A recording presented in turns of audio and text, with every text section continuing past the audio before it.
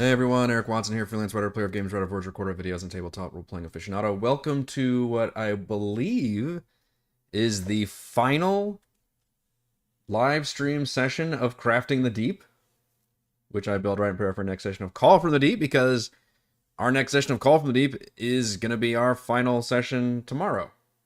If you're playing characters Gottwald, Max Saber, World, this stream is not meant to be full of spoilers, but for the rest of you, welcome to this bittersweet stream. We stream my D&D sessions live on YouTube every Friday, at least currently. You join our official Discord server with the invite link in the description below. If you would like to support the channel, please check out patreon.com/RogueWatson for our campaign. We use Roll20, and for streaming, I use OBS Studio because there's no point in doing a crafting stream next week because the epilogue and recap episode will follow our final session, and that is there's nothing to craft for that. And in fact, that's all basically a crafting plus chat, all kind of rolled into one. So yeah, we'll do this. I think this is going to be a final crafting stream. And then tomorrow will be the final regular session of Call from the Deep. And then we'll have a final chat from the Deep as well. So yeah, we've got we've got a bit of a gap here before we start up the next campaign adventure, which I do always start the crafting streams a little before we start the full campaign, because obviously that's when it starts. You gotta start prepping stuff, right? Like weeks before we actually spin up the full campaign. I don't have an exact schedule for any of that yet, and honestly, as of right now, I don't even know what I'm doing next. I still need to look at that. All I know is that I'll at least take a little bit of a break. I don't immediately go into the next campaign. We let other folks kind of take over and do some guest DM bits and try some other stuff in between our major campaigns. But for now, we can talk about our very final session of Call from the Deep, which is just a stage 2 boss fight to this final climactic battle, which has already lasted 2 sessions. This campaign really, I don't know if we're just doing shorter sessions or just longer battles, but I feel like this campaign in particular broke the record. This would be an interesting stat to actually have. I don't have that stat. But like, how many times did we have to end a session in the middle of a big combat encounter? I know we've had to do it before in the past, so it's not like the first time it's had. Like all the way back in Tomb of Annihilation, we've had to do this, I believe. But I feel like this campaign, it's happened the most often of all the campaigns, and I don't know why that is necessarily. Again, I don't know if we're doing just particularly shorter sessions now, and it's harder to fit them in, or if some of the combat scenarios that we've gotten into have just been that kind of long and complex. And I know particularly I've tried to craft some large, like cinematic, action sequences, and those tend to be pretty time-consuming and take up 2 sessions, I guess. But in this case, this one will kind of be 3 sessions, although we did stop doing initiative, but last session going into this one, and it is meant to be a little, we had a little bit of a dramatic break there, and then we can start over this one with kind of a new thing. So technically it's a separate battle, even though it's really all part of the same sort of sequence. So I guess a stage 2 boss fight isn't necessarily the correct term, because I think that's during the same fight. This is kind of transitioning into a second phase boss battle. I don't know. In any case, this was always going to be, well, actually not always going to be, because I remember I talked about how I wasn't sure how to use the Elder Brain final sequence, if I wanted to use the final like dome area dungeon, which is how it's set up to be, or really the designer gives you the options of either using that finale with the Elder Brain, or just sticking it with the Kraken Elder Brain combo, or having the brain go into the Astral Sea, or trying to do all these different sequences. So this is what I settled on, because I thought we had enough dungeon crawling with all the other parts to it. And then I thought it would still be worth having an interesting kind of choice for the party to make, even though we all kind of knew what choice they would make, between having a chance to take out the Weekend Kraken, or going after the colony of Zelix 4 within the Astral Seas. This is kind of a final cool area. And yes, I did do a different map this time. I just grew kind of dissatisfied with the other map. I felt like it didn't look enough like the Astral Sea. This one, by the way, is from the Roll20 Marketplace. I hope I get this one right. It's not that one. this one, I believe. This is called Astral Sea Battle Maps. The author is DeMartini Designs. And I should copy and paste that in the stream. 2-hour streams with bigger battles. Yeah, probably just a combination. Okay, so there's the link. In case I don't remember to put it in the show notes, hopefully I will, but that's where I got this map. This looks like more of an Astral Sea map to me. It's got like the floating space chunks, and it looks like it just makes more sense where I tell everybody, hey, you're literally floating in space and you have to use your mind to pilot yourself around. You can still breathe, I guess, but we're fighting in this fully like three-dimensional, like kind of floating zone thing, and I think that's going to be a lot more intuitive using this map, so I'm a lot more satisfied with that. I've also enlarged, actually I think I had to shrink the map, but the map is enlarged from what it used to be before, so that gives everybody a little bit more wiggle room, while still I made sure to have the radius of like the entire map be about 60 feet or so from every single corner. That way I can do my my giant mind blast and affect literally everyone on the map, and nobody can avoid it. Although, as we mentioned previously, I'm going to be very careful about how often I use that mind blast. It may be one time if the party's really struggling. Maybe they get the brain down to half health or something. I unleash the mind blast, or maybe we'll get off multiple times. But something we need to discuss also is just how to balance this fight, because unfortunately the designer did not have a whole lot of creatures in here. You know what I don't remember doing was looking up the actual final place that I think I did this one time. I don't remember now. The Elder Brain Chambers, what all was in here and what all was with the Elder Brain. I think I did look this up one time. Okay, so the guard room has a Brain Golem and 2 Sahuagin Baron Thralls, which are that poor mini boss that got his ass kicked before. I just have bad luck with that guy, so I'm not going to use those again. And this is a chance to use just purely the main like Mind Flayer force and not any of the minions and thralls and aquatic creatures either. 2 Mind Flayers in room 61. Another Mind Flayer in room 62. So that's 3. So walking unlimited hybrids I could use, but I don't think we're going to. A Flesh Golem with Crawling Claws in 66. Teleportation Station 67. 2 more Brain Golems in 68. And another Mind Flayer, that's 4, in room 68. Triton Gladiator. And then the Elder Brain is guarded by 2 Brain Golems plus one of the attendants, Druscus. So if I wanted to literally take all of those creatures and say they all teleported out of there, that means I should give myself a lot more Mind Flayers and Brain Golems, but I don't think I necessarily want to do that. Let's see, 1 Brain Golem. I think there's 3, and there's 5. Okay.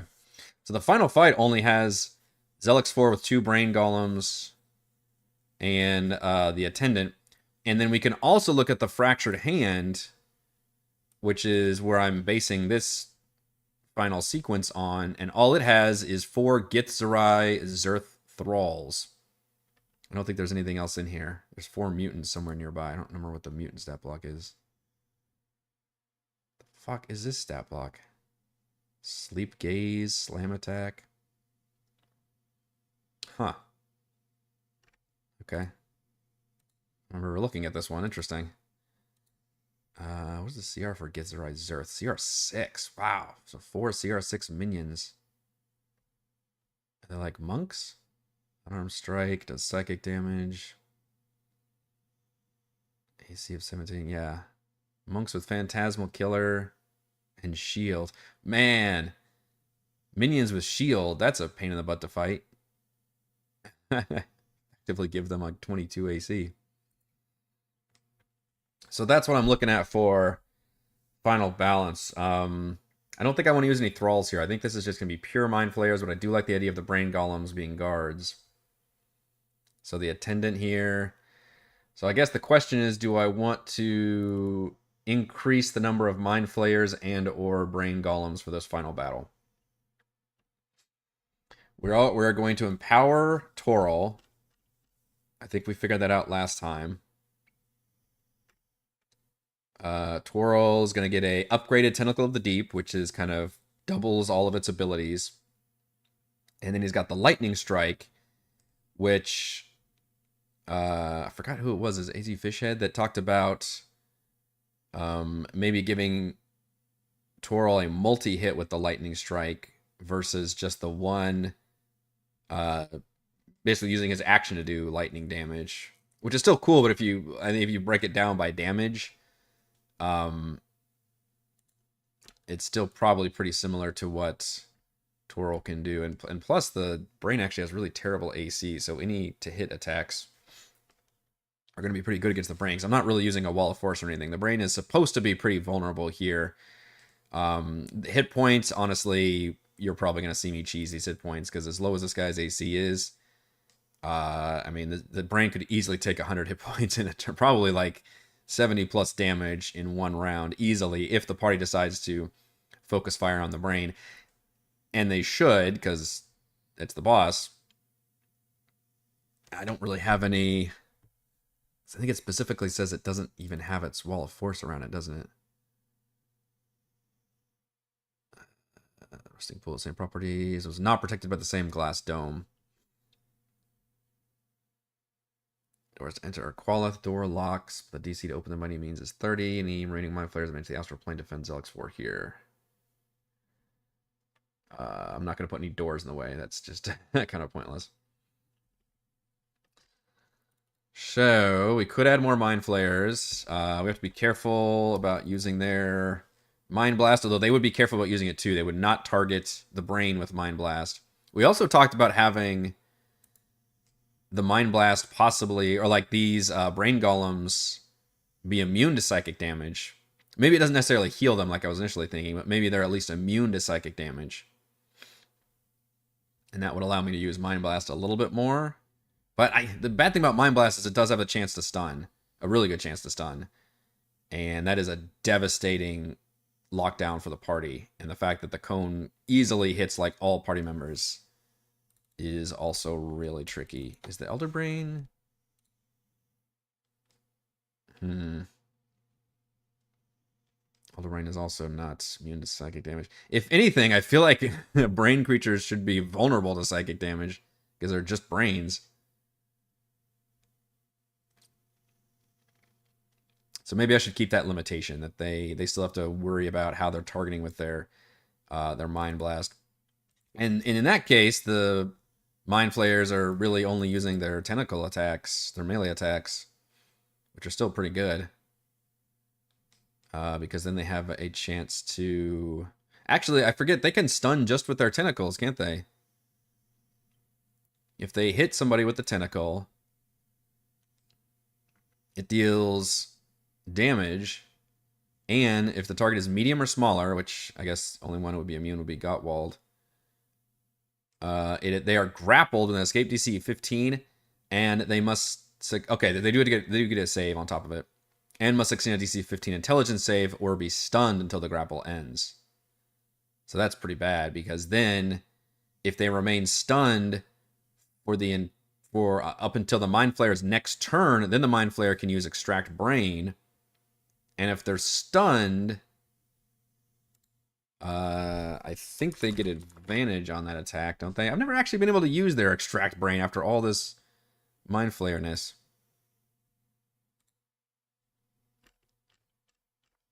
It's got to be at least advantage, right? Yeah, attack rolls against the creature have advantage. So you can use your Extract Brain with advantage. So a 23. Oh my lord.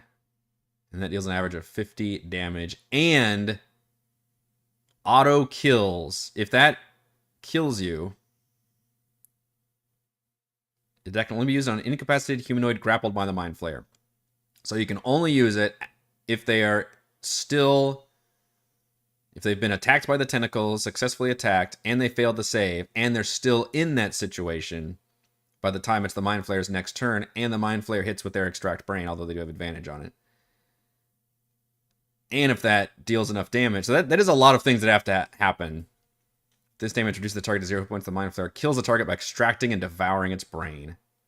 That is crazy. It's like a Mortal Kombat fatality. Man, what a freaking twist that would be.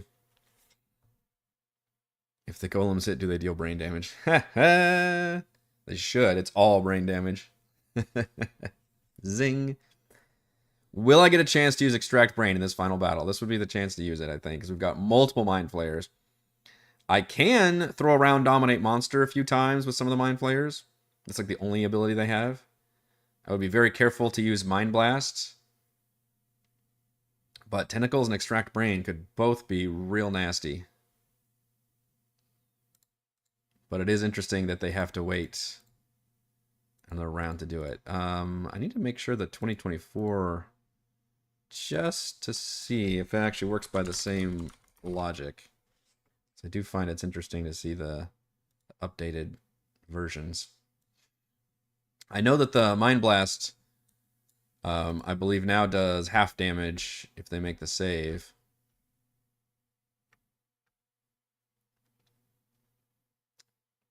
But it does more damage. Look at that. 68 plus 4. Average of 30 damage. But they changed it where it's the target is the stun condition until the end of the Mind Flayer's next turn. Which is exactly what I've been doing, I think. Actually, I said until their next turn. So it's the end of the... the end of the Mind Flayer's next turn. Okay. So that stun actually lasts longer. And then success half damage only. So the Mind Blast, other than not being able to stun lock anymore, got a pretty big buff. The Tentacles, same damage, same attack roll. Target's medium smaller. It's grappled condition. Escape DC 14. That went down a little bit. The target's a stun condition until the grapple ends. Extract Brain. Ah, that part's different. So now it's not an attack roll. It's a Constitution save. That is very interesting. I feel like that actually makes more sense, too, because they're already grappling and has it stunned. Well, they need to do an attack roll again. So I feel like the con save would make more sense because they're literally trying to pull your brain apart. Interesting. And that means the Mind Flayer does not have advantage or anything because it's just a saving throw. Damage is the same. Success is half damage. So that part's different because now you're taking a shit ton of damage no matter what. I feel like they also did that a lot for the 2024 stuff. There's no more like save, nothing happens, failure, all the bad happens. Now it's more like when failure, all the bad happens, and success, like some of the bad happens. Which makes saving throw stuff more deadlier for both sides to use. Okay, what do we think about using these new Mind Flayer Extract Brain effects?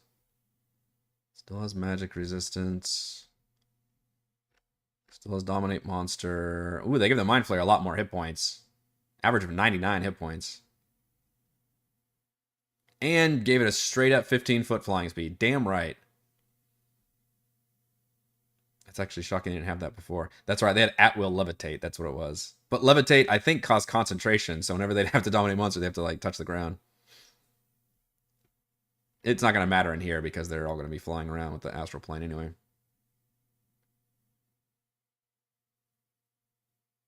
Also gave them better deck saves. +4. Interesting. Yeah, I kind of like the con save more, I think. So Extract Brain is no longer an attack. If we want to change the rule to this one, when a creature is grappled by the Mind Flayer's tentacles on a... In fact, it doesn't even say incapacitated. This one just says as long as you're That's actually a big change too, isn't it? So they don't have to be stunned to even extract the brain. Wow, I glossed over that fact. Con save DC 15. One creature that is grappled by the Mind Flayer's tentacles. Oh, I see. Because there's no longer a save for this either. You're just grappled and stunned if you get hit by the tentacles. Fuck. Wow.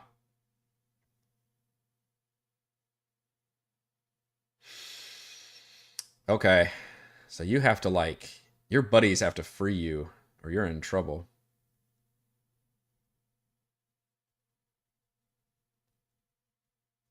Wow. Okay.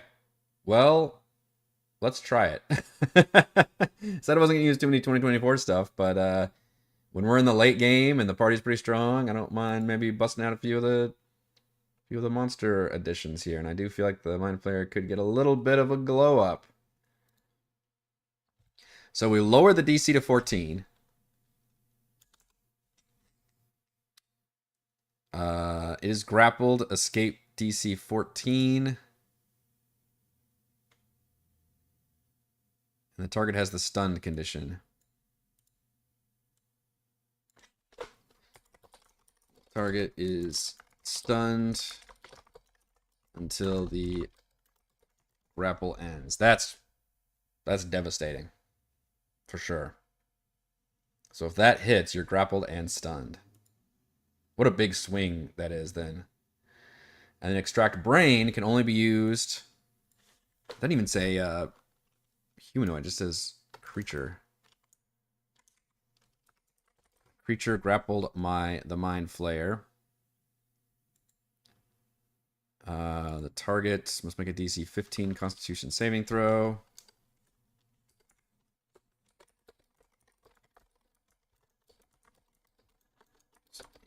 DC 15 con saving throw.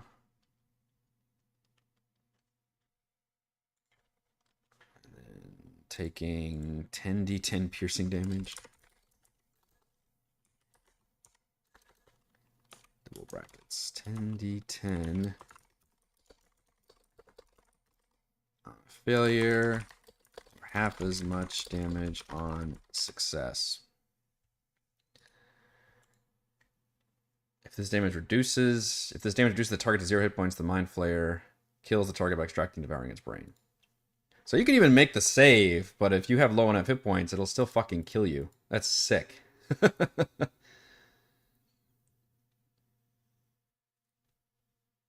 Damn. All right, so the sequence of events has to be they just attack with a tentacle. Ooh, that was a 21. That's going to hit almost everybody. And then it would do... That was actually terrible damage.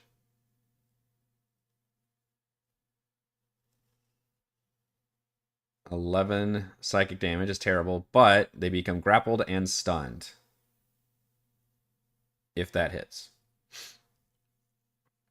Now you can get... And the stun does not have a repeat save or anything. It's just the grapple. And you can't escape it if you're stunned. So the only way to get out of this situation... Correct me if I'm wrong. The only way to get out of a situation where a Mind Flayer's got his tentacles wrapped around you in 2024 is A, the Mind Flayer is killed before its next turn, or B, somebody else has to use their action to either make that strength check to pry you away from it, or do some ability that knocks one of you away from the other, basically breaks the grapple. Because if you're stunned, I don't believe you have a chance to escape from the grapple, which means you would be literally perma-stunned. Con save is a typo. It should be dex save. Wait, really? That's a major typo? Let me check my book.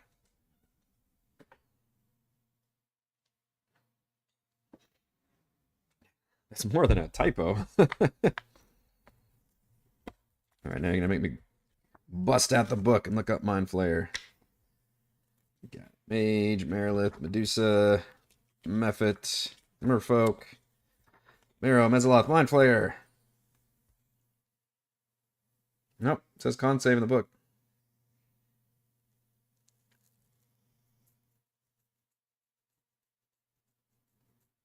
Yeah, DC 15 con save. Oh, sorry. I missed the joke. You're talking about the, whatchamacallit. What's it fucking called? The bug guy. Rust monster? Something?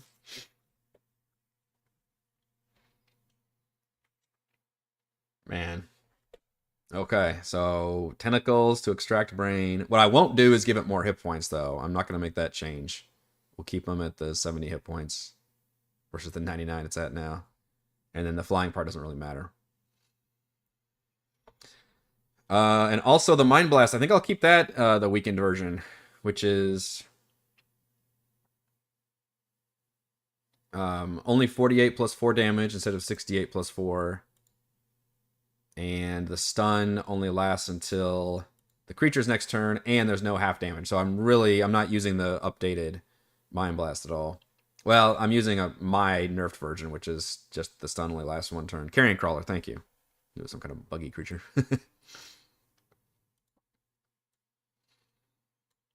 But I did update the tentacles and the extract brain, so it is going to be a little bit scarier. And I don't know if the party's ever actually seen, like meta knowledge wise, right? Like, because it's really hard not to metagame. Like, let's face it, we all kind of do it a little bit. I don't know if my party necessarily knows these creatures can do that, even though we've fought Mind Flayers before. But I feel like I hardly ever get a chance to use the actual tentacles. I feel like I get like a Mind Blast and a Dominate Monster off or something. I don't know if I've ever actually successfully hit with my tentacles. And then have that creature also last a full another round to where it can use Extract Brain. Oh shit, still doing the damage. I need to take out that one. Yeah, take that part out. Glad I tested it. There we go, okay. Yeah, so it still doesn't average a 50 damage with a DC 15 con saving throw. So actually, Gottwald's pretty well immune to this ability because he can only be hit on medium creatures anyway, and he's got a good con save. But if anybody else gets wrapped up in the tentacles, it's going to be real nasty. That being said, I could add a third Mind Flayer. What do we think about adding a third? Because the bad thing is, this is the kind of fight where I really feel like I can't just spawn new creatures at any point. Because this is supposed to be like the very final remnants, and they've all been teleported at once. So I really have to decide on what the final battle makeup is going to be by the time this session starts. By the way, shout out to Demnix for creating an awesome zombie horde token, which also suggested we use the zombie horde as basically a mobile circle of death spell. And in fact, I was even going to have their attack just be a con save for 8d6 bludgeoning damage. And then if they are actually reduced to fewer HP, kind of like the swarm rules, then we can have their damage be reduced to 4d6 versus 8d6. And I went ahead and just gave him 100 hit points. Like, whatever. There's a shit ton of zombies in there. All of her zombies have like 30-some hit points. We're abstractly creating a zombie horde. I guess I need to have a stat block. Shoot.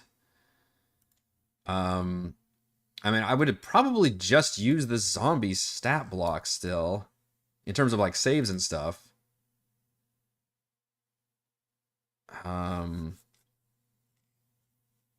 Yeah, I would probably still give it the same stats. Same immunities, condition immunities. I don't think a lot of condition immunities are going to come up in this final battle anyway. Give it the same AC. It's just going to have a lot more hit points. And then obviously a way bigger attack because that 8d6 is going to do a lot more damage than what the normal zombie can do. I was going to use whatever Sovereign spell save DC for the save, and then probably a con. I guess I could do a dex save instead of a con save. Also, I don't know if we had that argument last time. When a horde attacks you, are you using Constitution or Dexterity to avoid the attacks? Because I could see a dex save possibly making more sense. Let's see, what is the saves for these creatures, though? Con is definitely better for the Brain Golems. Con is better for Zelix 4.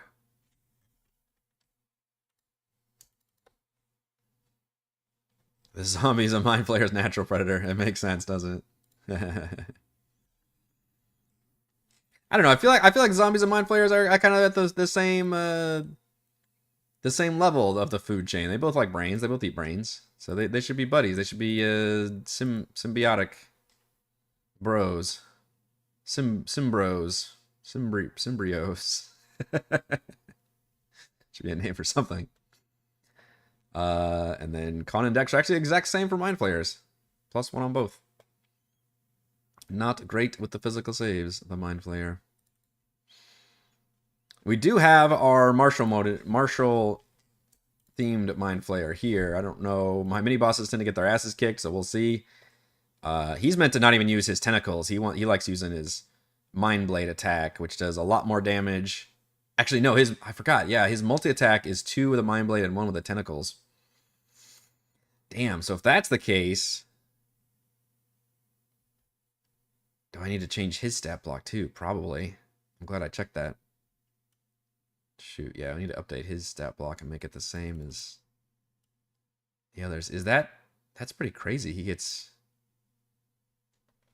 3 attacks versus a Mind Flayer, which normally gets a 1 attack.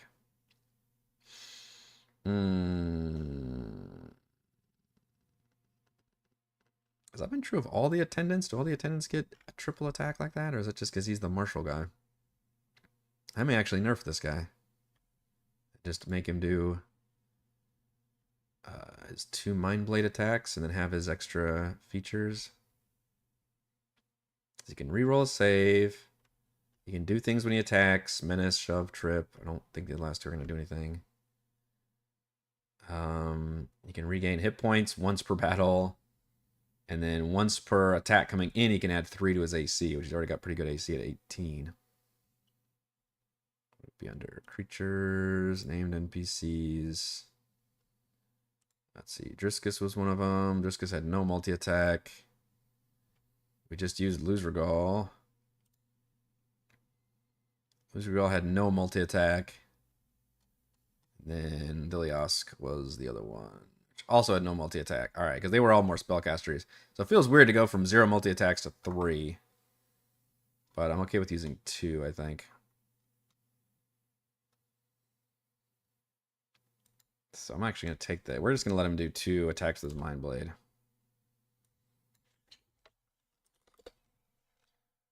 Makes 2 melee attacks with its Mind Blade. He does have a +8 to hits and does an average of 17 damage per hit. And he can force Strength Saver be pushed up to 15 feet away. I wonder if it should be an intelligence save since it's a frickin'... It's the Astral Sea.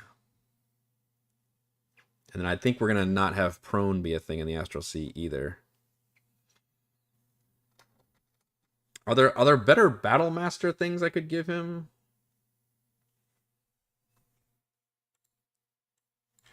Let's see. I guess I could have searched maneuvers, is what I'm talking about, right?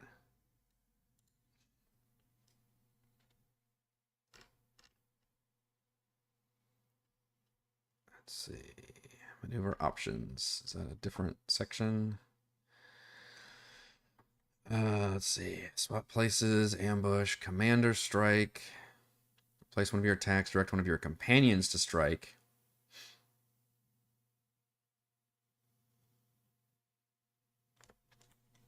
That could be useful, although I feel like his attacks are generally better than anybody else's. Yeah, definitely reaction ones would be good. Commanding presence doesn't do anything. Disarming attack. I just don't know if disarm does anything in D&D. Distracting strike. Distracting strike's a good one. The next attack roll against the target by an attacker other than you has advantage. The next attack I roll against the target by an attacker. Okay, so it gives... So if I gave it to my enemy, that means whoever attacks his target next who isn't him gets advantage on the attack. So that's something I have to keep up with. Free disengage as a bonus. I could just give him a bonus action disengage. To feint. Feint, feint. Choosing one creature than 5 for yourself as your target. You have advantage on next attack roll against that target this turn. Okay, that's useful to straight up give himself advantage.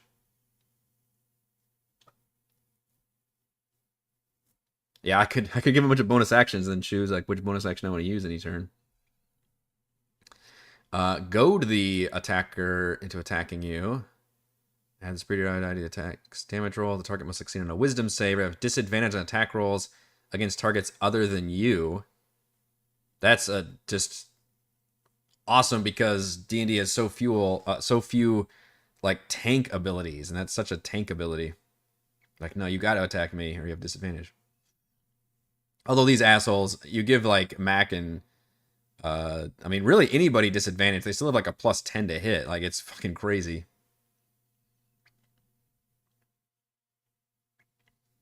Creature can use its reaction to tap his speed up for an opportunity attack. So menacing attack is the one he's got right now. Parry, I think he's also got currently, yeah. Spend one superiority die, roll the die and add to the attack roll. Potentially, or sorry, that's precision. Expend a superiority to reduce the damage by the number. That's right, you just reduce the damage. So this one's actually just add AC. I wonder if that changed in 2024. I actually don't remember. Precision, you get to add it. Cause attack to hit. Pushing attack. Rally. Choose an ally of yours within 30 feet. This creature gains temporary hit points. I could have him just throw around temporary hit points, I guess. Riposte, when a creature misses you with a melee attack roll, you can take a reaction and expend a superiority die to make a melee attack roll. Yeah, that's good. If a creature misses, he can use his reaction. Man, it gets complicated, though, if a DM has to keep track of individual creature reactions. I mean, they should, because it does come up, attacks opportunity and things. But I think those are all going to be more interesting, because I don't think shoving people around this map is going to be very interesting or useful, and trip is not even going to be a thing. So right now, really only menace is going to have any effect on creatures. So I'm trying to come up with abilities he can do when he attacks, but also, yeah, giving either bonus action or reaction abilities would be useful as well. I do like riposte. So just copy and paste that without having him actually have the dice, I guess. The superiority die. When a creature misses you the melee attack roll, you can take a reaction to make a melee attack roll against a creature. Just as simple as that. He doesn't spend any dice. He doesn't spend any dice, but he also doesn't have the dice to add to his attacks. But if he uses riposte, you know, that's his reaction for the round. What else can he actually do when he hits somebody, though? It does prone. Sweeping attack could be good. Is that the one you get to attack another person?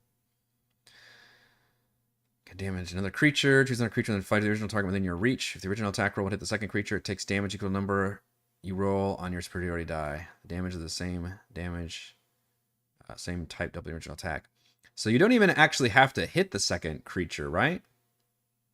When you hit a creature with an attack roll, you can attempt to damage another creature. Choose another creature within 5 feet of original target and within your reach. So they all have to be within melee. Okay, never mind. It says the original attack roll would have to hit the second creature. Okay. And then they only take damage equal to the number you roll on your superiority die. But he doesn't have superiority die, so maybe I could just be like equal to the psychic damage.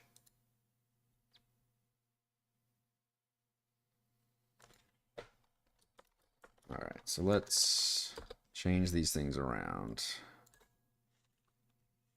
So let's get rid of shove and trip. We'll add sweep, which is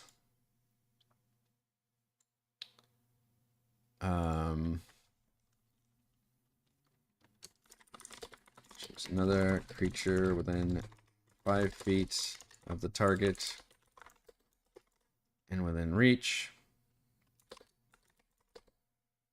If the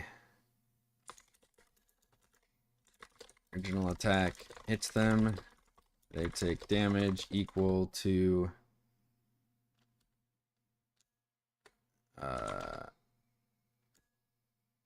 see how do I word this? They also take the psychic damage. I don't know. They just take the psychic damage. Take the original psychic damage. That makes sense, man. Writing rulebooks is hard. Choosing this creature within 5 feet of the target within reach. The original attack hits them. They take the original psychic damage as well. All right, hopefully that makes sense. I can explain obviously the DM, but essentially that bypasses the need to do the rolling of the dice, which is only 2d6, but gives a chance to attack multiple people. If there's not multiple people, let's give them one more option.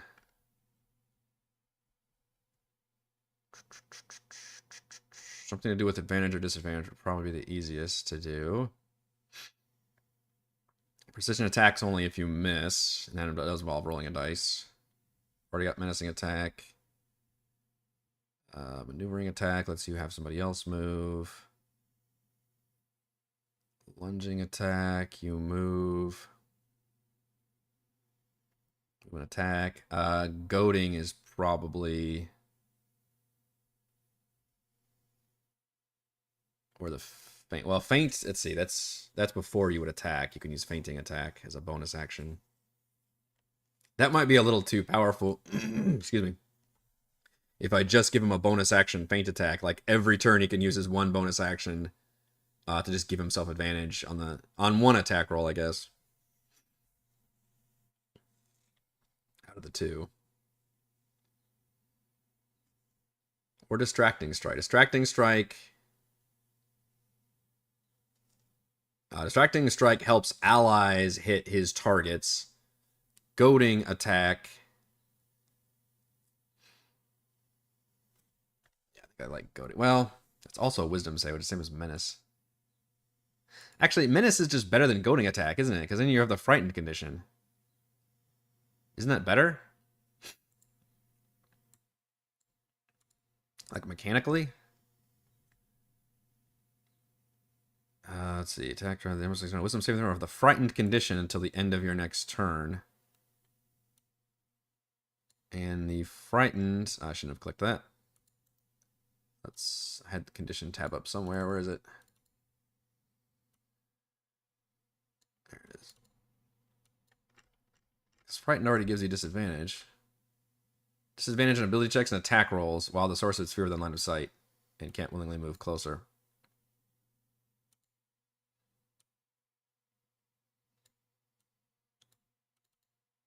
Which... Shit, where's the... Too many tabs. Why? Did I exit out of the one I was using? Motherfucker. Battle Master, there it is. So why would you do goading attack? Target must succeed at a wisdom save with disadvantage on attack rolls against targets other than you. So why would you use goading attack if you can just do menacing attack?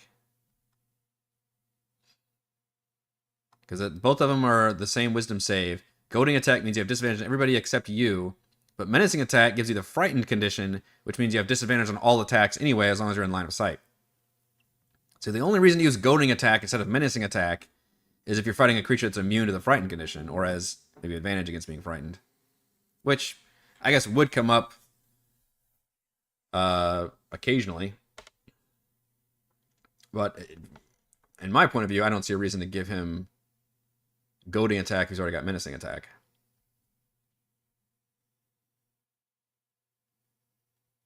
So in that case, the only ones that really make sense to use is either Commander Strike or Distracting Strike. Distracting Strike gives somebody else advantage next time they hit that target. And Commander Strike means you give another creature the ability to attack with their reaction.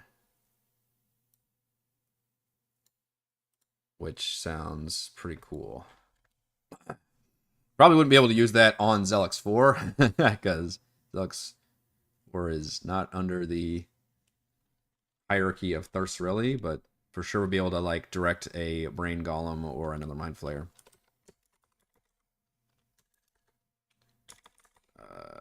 Let's call it Commanding Strike, a legally distinct version of Commander Strike. That's actually that's different, isn't it? It's to take the attack action, you actually replace one of your attacks. That's not doesn't happen when you hit.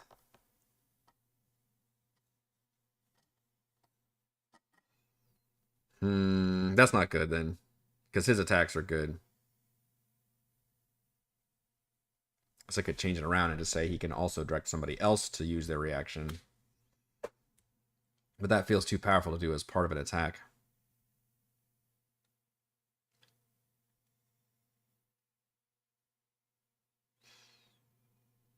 I just don't see Disarming Strike as being anything, unless did 2024 change how disarm works and I kind of missed that?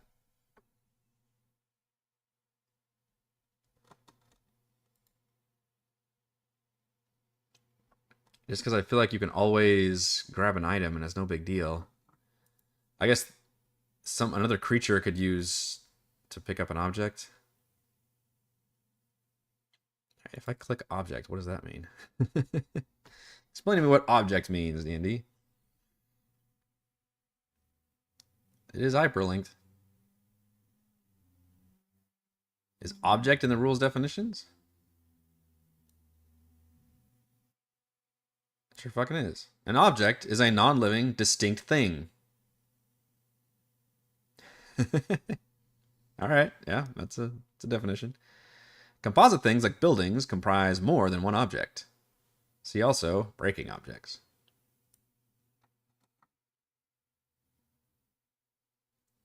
Disarms in here. Is not. Okay. Yeah, I still don't think disarm is a good way to go. Well, in that case, what was the other ability? Distracting Strike is the other one to use.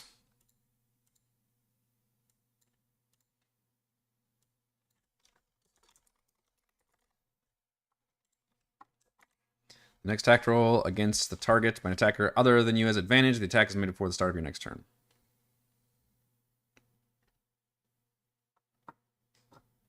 Other than, well, we won't use you. We'll use Thurserelli.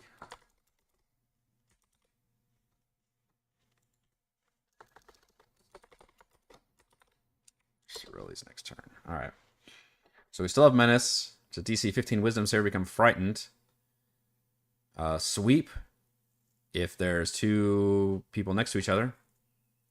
Or Distracting Strike, which gives somebody else advantage the next time they attack the target. The easier thing, I guess, would be to me to force somebody to have disadvantage on their next attack. I don't actually see that as a maneuver.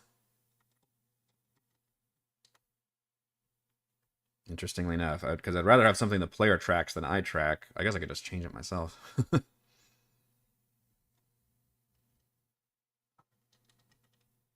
Word it like heavy hit or something and just say like you have disadvantage on your next attack. No matter what, or maybe just disadvantage on just attacking Thurserelli.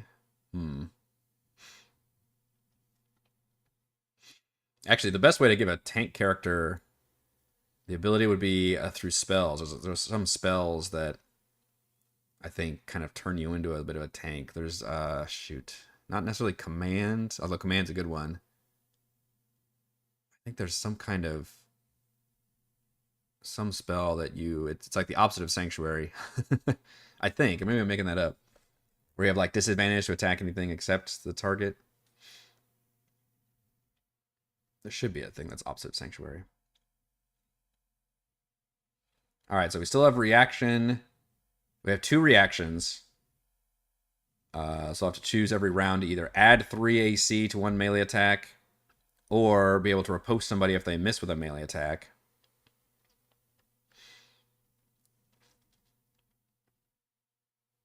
As a bonus action, they can regain 20 hit points once per battle.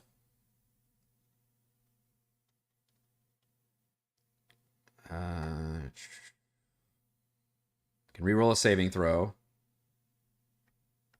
And then when they attack with a Mind Blade, in addition to doing a good amount of damage, they can do Menace, Sweep, or Distracting Strike. So I haven't really changed the Tentacles or Extract Brain, but more than likely they're not going to use any of those abilities. I think I'll really just keep it as the sword. And I'll probably make it some kind of thing like it's... I picture the Protoss. They have those cool, like, blade, or like Psylocke from X-Men. They can just, like, manifest that blade of, like, telekinetic energy out of their fist or something. So, cannot be disarmed.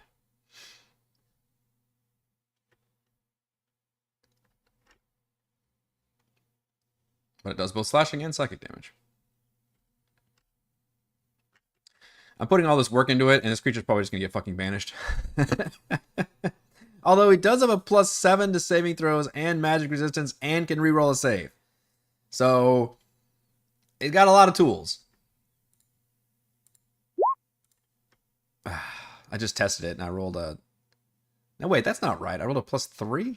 I think I clicked the wrong thing. I think I need to click this one. +7. There we go. Those are much better. Yeah, that should have been a 9 or a 14, which still would have failed against freaking Toral's spell save DC. But between magic resistance, indomitable, and huge mental saves, hopefully I don't get completely shut down. The bad one was, I think, Gottwald doing his fucking charm ability. But that's also got to be like wisdom or something. Hopefully that doesn't happen again, because that's a really bullshit ability. As much as I don't like Toral, like any spells that can do like devastating crowd control, that one Rune Knight ability actually pisses me off. And you can see me get pissed off during the streams because the fact that the player doesn't even have to use an action to do. I mean, it's a finite thing that I guess goes off a short rest, but it's just like whenever the enemy ends their turn, I don't even think the player has to use a reaction to do it. Like, it's just crazy, and it's so powerful that you can just lock somebody down and they just get like fucking stun locked like that. Like, that is just disgusting. And there's no way to compare it to 2024 because there's no Rune Knight class in the new edition so far. So hopefully shit like that gets shored up a little bit. Are we still okay with this amount of creatures? We've got the 2 Brain Golems, who are basically just big, bruisery meat shields. They do have a chance to stun enemies if both of their melee attacks hit. Actually, if both their attacks hit, they force an intelligence save or get stunned until the grapple ends, which is similar to how the Mind Flayers work. That's the old way the Mind Flayers work, not the new way. I could say you get auto-stunned if both attacks hit, but that might be too much. Although that's how the Mind Flayers work, and they only have to hit you once to have their stun effect, so... we may change it to get rid of the save. Their slams are certainly worse. They do also have Extract Brain, interestingly enough, so they basically just work like the tentacles, don't they? So I may have to change this one.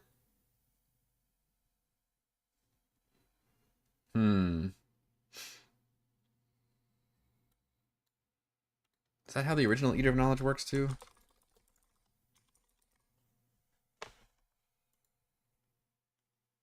Or did I do that? Yeah, they've got the Extract Brain.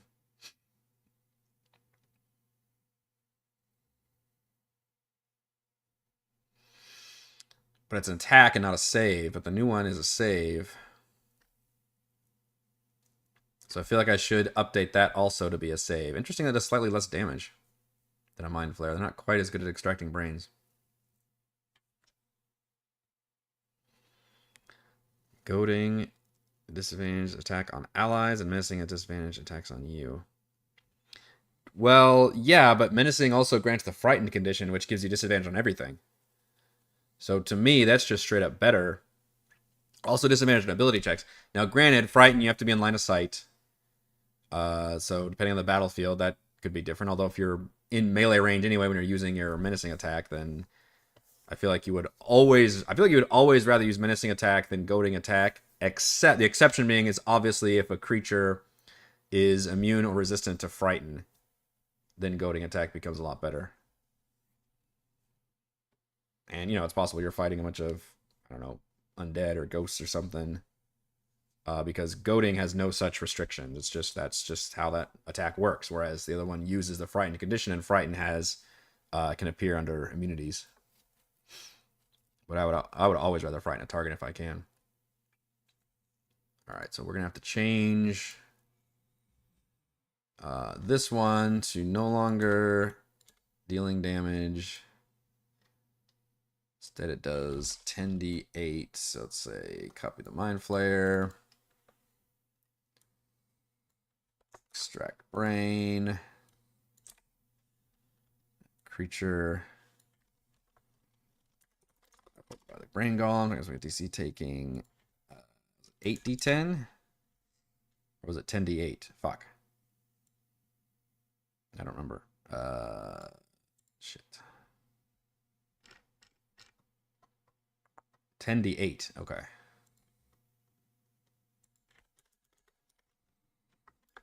(10d8). Damages target 0 hit points.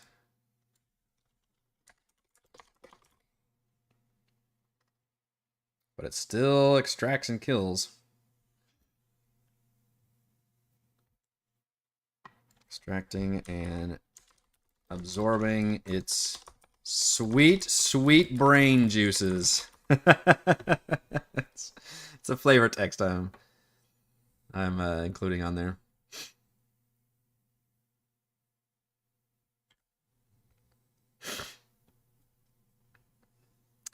I definitely wouldn't run it like that, Sylvan.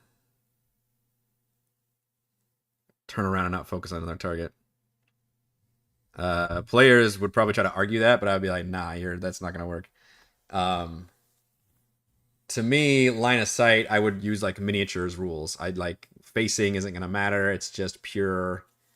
Was there a wall between you or whatever? Which I know can get very. I wrote Brian Gollum. I know it gets tricky when you're facing off against like Medusas and stuff. That becomes a thing. I guess the only thing I would maybe relent is that you could close your eyes and give yourself the blinded condition, which would mean it is no longer in line of sight. But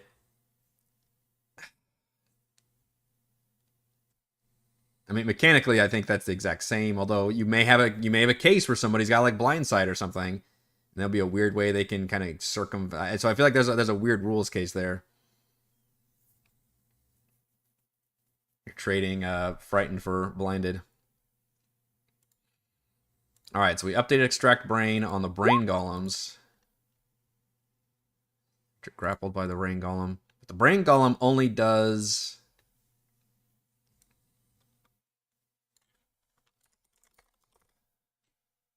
Makes 2 slam attacks. If both attacks hit the same creature, and the target is large or smaller, has the grappled condition, escape DC 14.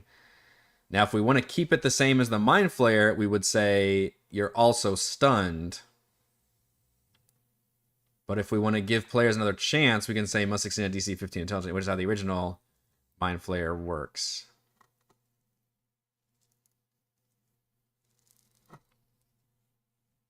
I'm tempted to keep this because I think the players already fought the Brain Golem and they already saw this go off. So I'm tempted to keep that the way it is. So the players get another chance. So both attacks have to hit and they have to fail an intelligence save. So both those things, that gives the players a lot more chance. But these are also, they're not Mind Flayers. They're just golems. Still has magic resistance, still has a shit ton of hit points, though. And I'm not going to give them any of their spells. Not going to be very many spells. The only spells that are really going to get thrown around a lot are maybe Dominate Monster. And Zelix 4 we didn't even go over, but I think Zelix 4 is pretty much done and should be done by now. In terms of basic action is actually on its turn not doing that much. Either a tentacle attack or maybe a Mind Blast or it can use its Psychic Pulse. It's going to gain 10 hit points a turn unless it gets grappled and moved out of the pool. It won't have access to Dominate Monster. It has a shit ton of legendary resistance. And it's got, I think, pretty good legendary attacks, where it can bolster its allies. It can leak out psychic damage from its allies. It can do tentacle attacks multiple times, and we'll do 4 of those per round. That'll be the bulk of its abilities, I think. The goal is to have this fight over in 1 session also. This is not meant to be a big thing like last time, so I don't want to add too many more enemies to it. So I think I may keep it like this, which is 2 Mind Flayers, 2 Brain Golems, the Mind Flayer mini boss, and then Zelix 4 is currently at 200 hit points. It'll be very interesting to see how far the party can make it. But like I said, we've got an updated Toril. Savra's got her Horde and could still have the suit. I put the suit on the map. I'm not sure what the suit situation will be. If she wants to put her zombie ally in the suit, she can, although it's powered by intelligence, so we'll see how that goes. The party didn't even short rest, and notice how I didn't actually even offer that as a thing. So they're going to it without having short rested from the previous fight, so that definitely makes this... that's the balance right there, is the fact that they're going into this not fully rested, having just fought a giant boss fight. All of them are at least somewhat wounded, and they no longer have their big, powerful ally assist features either. So it is down to the wire. But if Savra stays out of the suit and starts throwing down her powerful spells, that could be pretty nasty as well. All right, folks, I think that is going to do it for this final Crafting the Deep. Obviously, I'll still be around for Friday's session tomorrow, and then for the epilogue and recap next week. But I think that'll be the only live stream I end up doing. Will be our big epilogue and recap thing, and then stay tuned to what's coming next on the channel.